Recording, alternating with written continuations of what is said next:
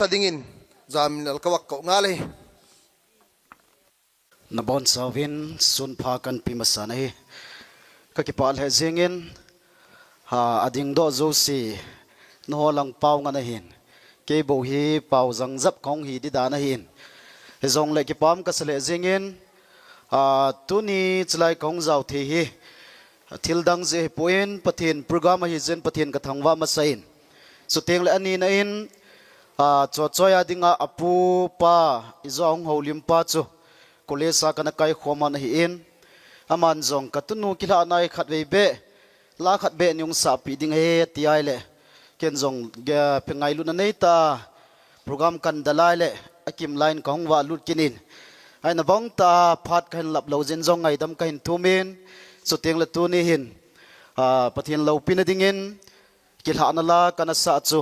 sana khang kalha ve ti chu pathin lo pin ding hin sado ingate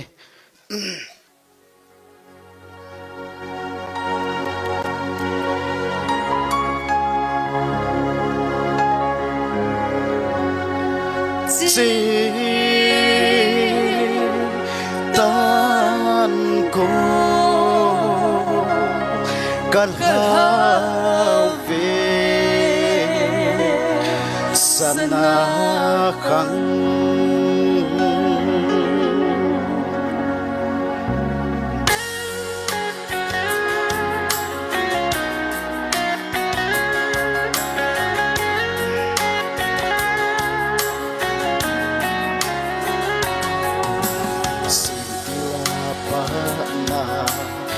mấy kia này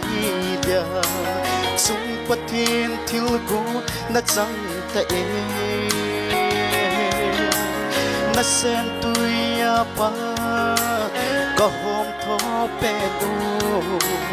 na sing sung cheng le na chum la zo in bo ka hin ha be tu ni pa pang bo na pum ni lên nào mi băng na đun na in sung dia bất thiên ki zipa hung hin lang na te pi song su na nu in pang hen ami te song su na mi te hi sin hen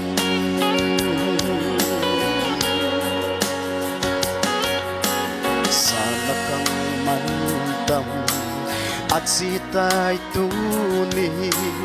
dam selin nung lam ngai lo bin na gun le pai chen ho ka hin ha u ve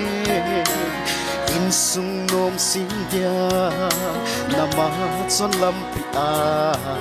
pa bang bo hung sang o le kin nei na a lên nào mi băng nan hung na in sung dia bất thiên gi zipa hung hin lang na te pi song su na nu in pang hen ami te song su na mi te hi jing hen opaka tunin kachanu kanawnu kahin haw wang pon lang avai kuna ki thon pe hallelujah pathian lo pi han dam sunga chen pi dia na zut in nei pu ding lo pi na hung hi zingo ham sang pha in sa le nau pung na si a ding in ki thang at mi nu hi na dhun na in sunga dam na bang bu hi mei o ru le nau mi bang na dhun na in sung dia pathin kin si pha hung hin lang na te pi song su na nu in pang hen ami te song su nami te hising han ami te song su nami te hising han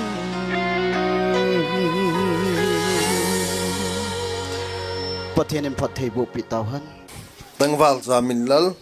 pathian la moi takle sak sak jekin la chungin